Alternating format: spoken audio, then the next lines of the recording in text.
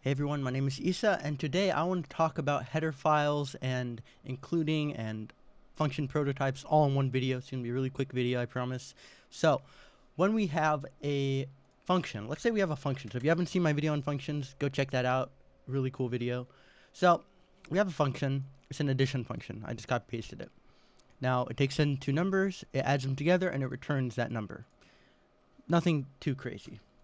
Now, if we move this to another file, so I called this file header.cpp, this could be like a math library. Like we could have this and put a bunch of math functions in it, you know, subtraction, addition, multiplication, division, a whole bunch of things. You typically wouldn't use those for, but you get the idea. And we want to share that with everyone. We want to give this to everyone. Everyone can use this math library. Issa's math library, very great library. Well, how do we do that? Well, the way we do that is we build it as its own, we make it its own file, and we give them, not the code itself, because sometimes we don't want to give that code, but what we give them is what's called an object file. So if I, let me get the terminal open. So I can build this for you. So here's all the files. If I say g++-c header.cpp, now we get what's in this object file. And this, you can't read this. This is like impossible to read. It's not human readable.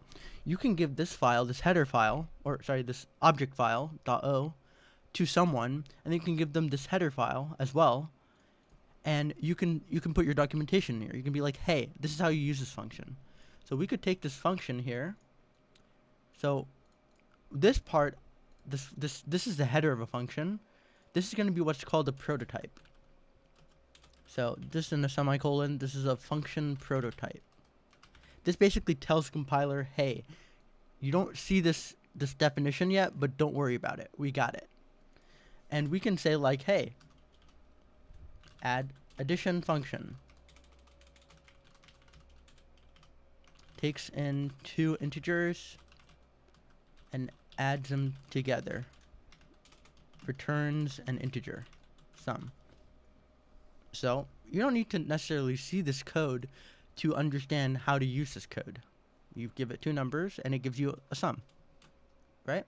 So how do we use it? Well, we have to use this include, this preprocessor directive, and we can say include header.h. Now we are able to call this function. I'm going to count it to add n 1 2. This is exactly the same as if we just literally put this here. That's all it's doing. Oh yeah. This is because of this. Yeah, I need to get rid of it from this thing and then it should work. So now if I run this, it works. So yeah, that's pretty much header files, that's function prototypes. Again, this is the prototype and this is the definition. And that's all you need to know. So, cool. If you have any questions, leave it comment down below. I'll try and answer them. If not, have a good day. I'll see you later.